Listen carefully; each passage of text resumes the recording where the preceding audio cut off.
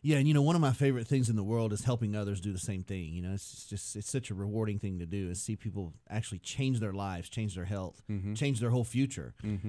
Take somebody who's headed down a pathway that's just really not going to be a good situation for them and have them turn it around and headed towards 10 years from now a much healthier, more functional life. And folks don't have to go to it don't do it. They don't have to do it to the degree that you do. No.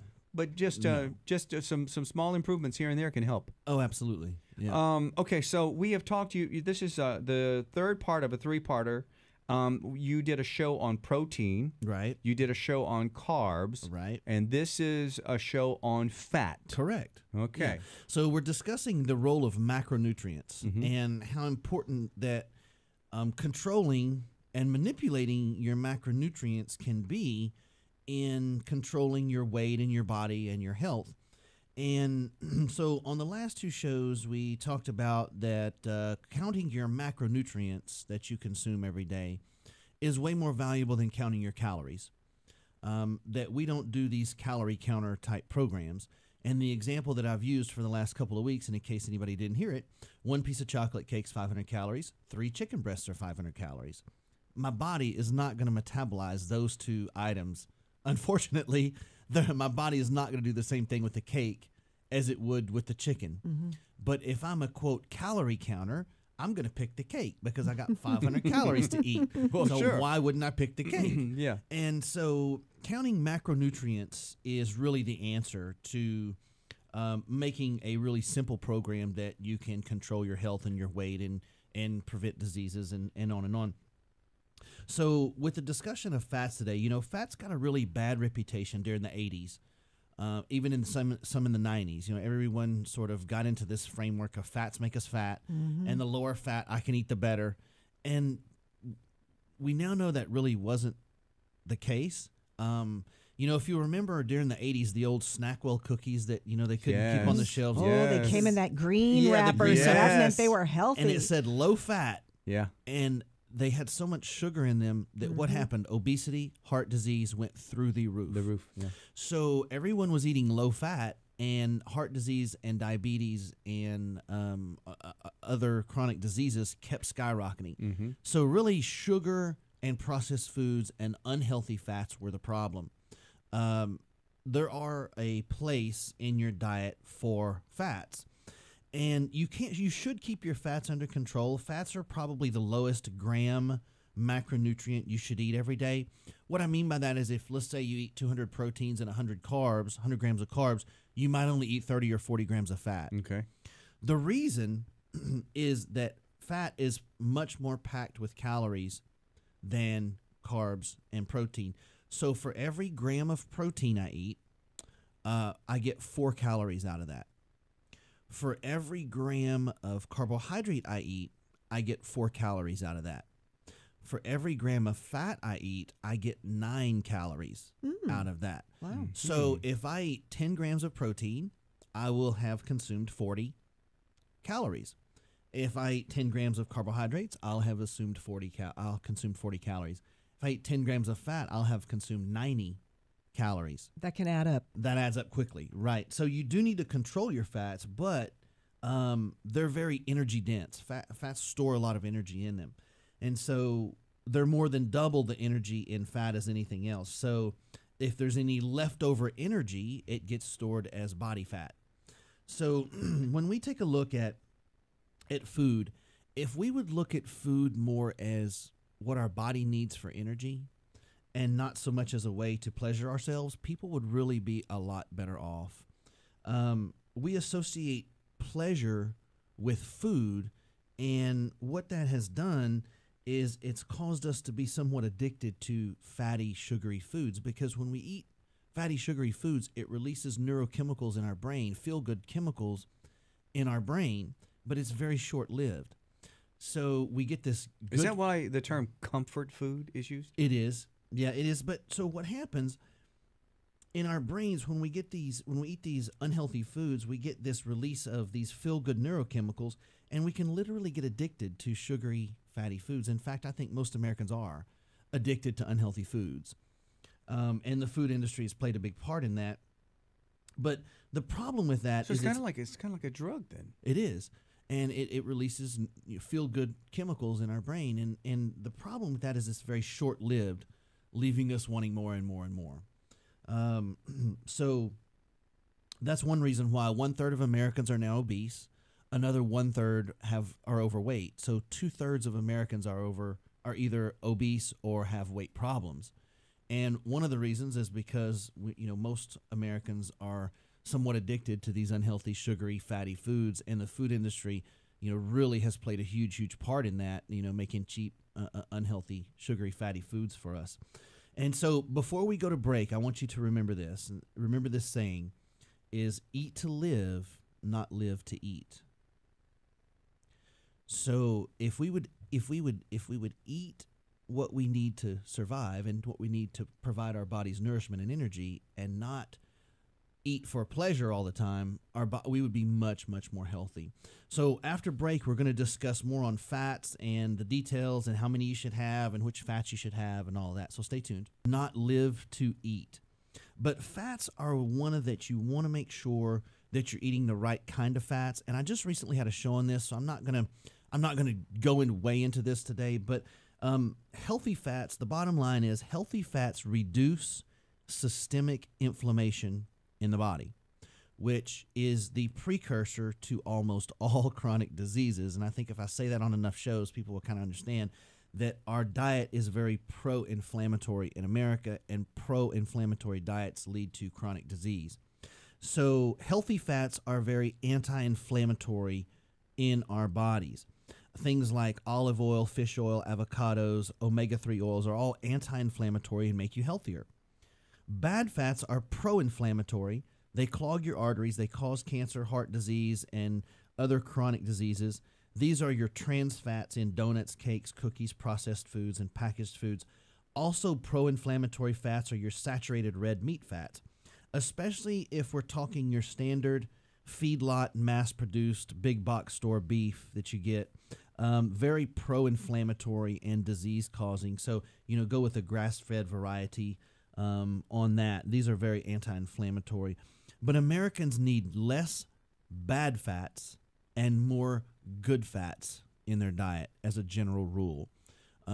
So you want to add more things like avocados and salmon and omega-3 fish oils and olive oils, coconut oils. Those are all your really healthy fats, and you want to eat some of those things.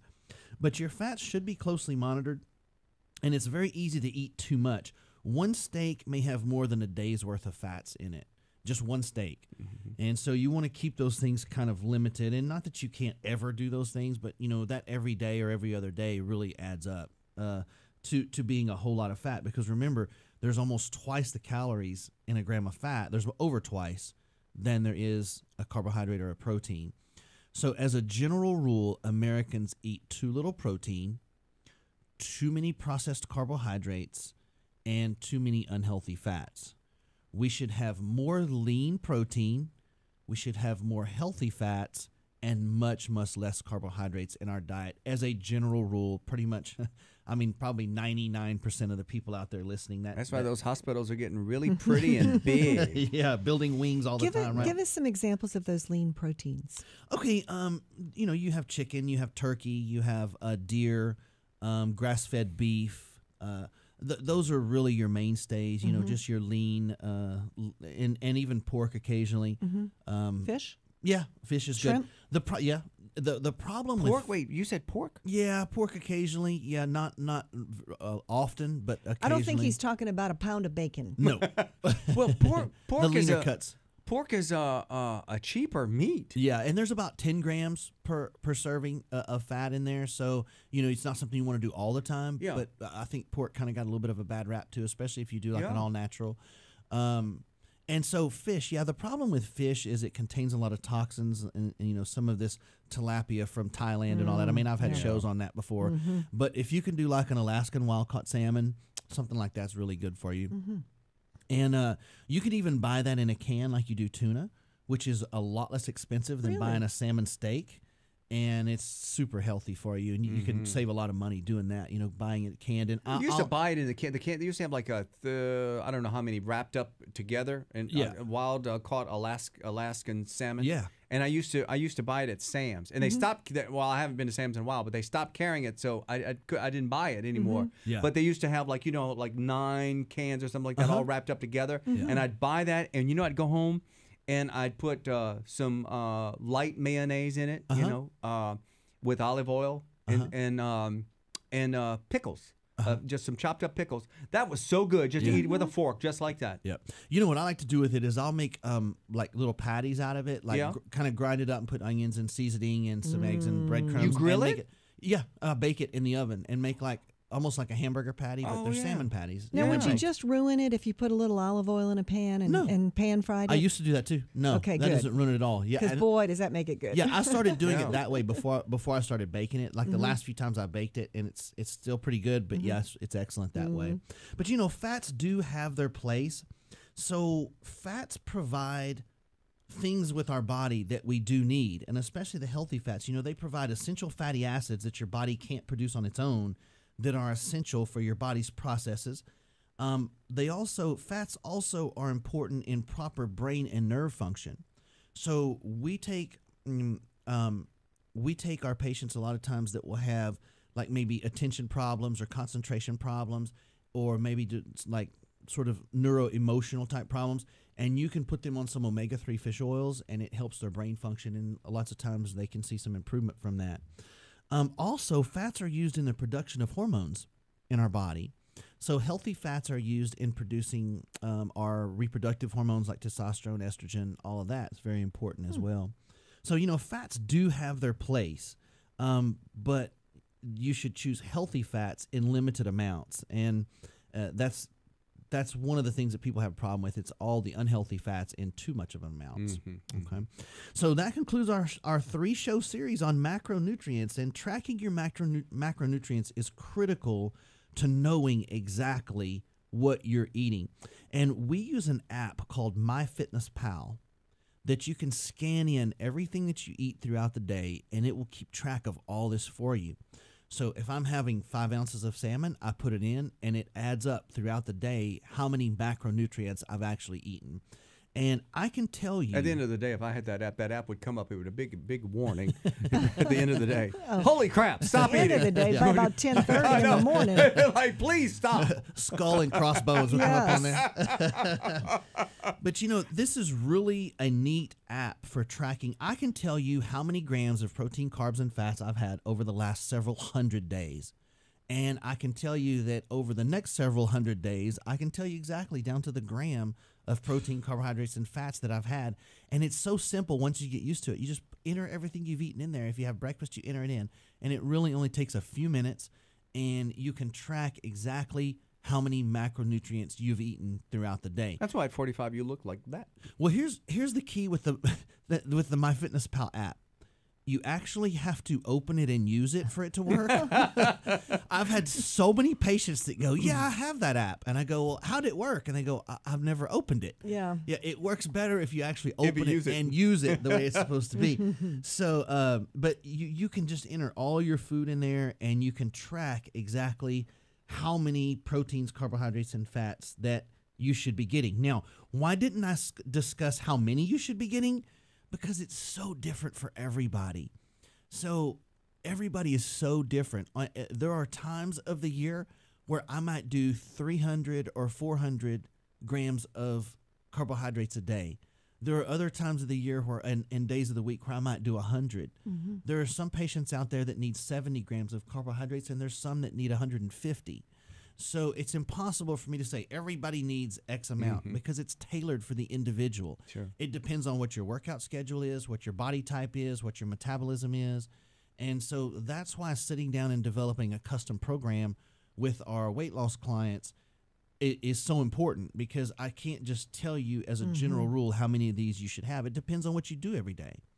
And so that's Did my friend Susie go see you? Do you I don't recall? Okay, you probably can't say that on the radio. Yeah. She said she was going to go see you. She heard you on the radio last week and was very impressed. You know, HIPAA is so strict now. Yeah, okay, all right. I shouldn't have asked that. No, I'm sorry. listen. Susie, I'm sorry. Hey, if a wife is in our clinic and the husband calls and says, my wife there, we have to say, I don't know. Unreal. Yeah, that's how. Well, if my friend Susie went to see you, she heard you on our radio station, and she's my friend.